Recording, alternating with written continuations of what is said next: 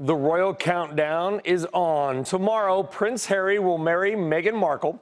It is expected to be one of the most watched events of the year. And Wilfred Frost is there live for us this morning with more on this and also just how wealthy the royal family really is. Wilf.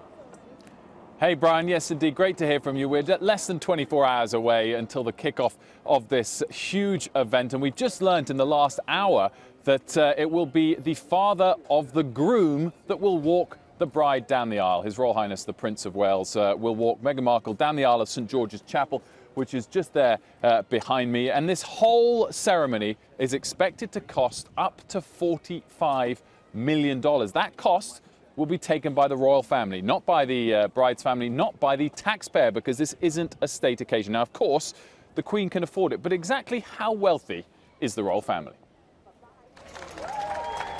The Queen's total personal wealth is estimated at $490 million. That stems from an investment portfolio of around $150 million and large amounts of property, including Sandringham Estate in Norfolk and Balmoral in Scotland. She doesn't actually own Windsor Castle nor Buckingham Palace. They sit in a charity called the Royal Collection Trust, along with the Crown Jewels. The Queen can use them, but not sell them. Most of the Queen's income comes from the Crown Estate, which she also does not own. It has a value of $16 billion, stemming from large amounts of property in London and some 2 million acres outside of it. She receives the Sovereign Grant each year, which is roughly 15% of total income generated by the Crown Estate. Last year, that came to $58 million. The remaining 85% goes to the UK government. She also gets around $20 million per year of income from the Duchy of Lancaster, a private pool of capital that has existed for the sovereigns since the 1300s. But again, she has no access to the capital.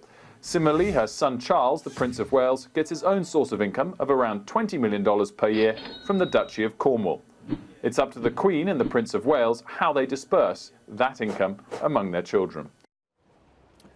Now, Brian, Prince William, when he becomes Prince of Wales and then King, will inherit those sources of income. Prince Harry, on the other hand, will just have to always make sure he's on good terms with his older brother. But listen, that is not what tomorrow is about. It's not about the money, it's about the love. And I, for one, along with the estimated global audience of about 500 million people, can't wait for it to begin. Did you just say it's about the love? Did you really? It's about. Is that actually what you just said? It's about the love. It is, and it is actually what I believe as well. I can't wait for it to start. Oh, for Pete's sakes. Okay, $45 million, Wilfred. Even you would not have a wedding that expensive. How much of that is on, like, the dress and flowers versus security and stuff, boring stuff like that?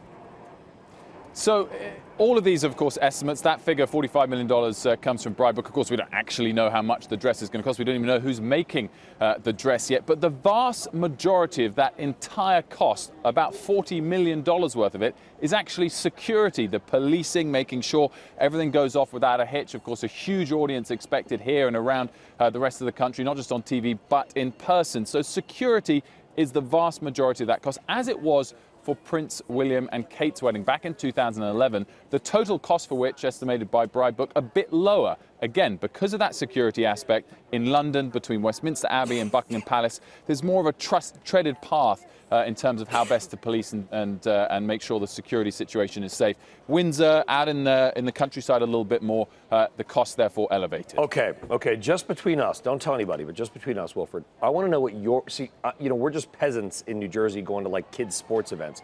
What is Wilfred Frost's weekend going to look like? Well, my weekend's going to be a lot of work over the next 36 hours or so. No fun? But I guess come what I think 4 p.m. local time we wrap. Then yeah, certainly a couple of cheeky drinks to celebrate. Are there like cheeky? What you got? Cheeky lagers? Are there? Are you going to be? Is there like a wedding? Come on, I'm putting you on the spot, buddy. Are there like wedding parties? Seriously, no. What do you? Are you going to the wedding? Like, what happens? What do you? What's the fun part of Frost? So listen, give us the Frost fun. Well, I'll give the attendees fun first of all. So after the service, 600 people will have lunch in St. George's Hall, which is more on this side of the castle. It's so vast that we can't fit it all into the shot. Then after that, 200 will go to Frogmore House. That's about a 5-minute walk into Windsor Great Park, and they'll have a party late into the night. And away from the castle so they can stay up late and not keep the Queen awake. And I guess people all over the country will be partying late into the nights themselves. Would you say that Frogmore House will be hopping? Would you say that? I think it will be jumping, no doubt about it. But Wilfred, we appreciate it, buddy. I just have a feeling that life will be good for Wilfred Frost this weekend. A sneaking suspicion. Wilfred, we'll see you soon. Thank you very much, buddy. Appreciate it. Life's always good. I'm a lucky man. Brian, thank you for having me. You very much are. All right, Wilf, we'll see you soon. All right.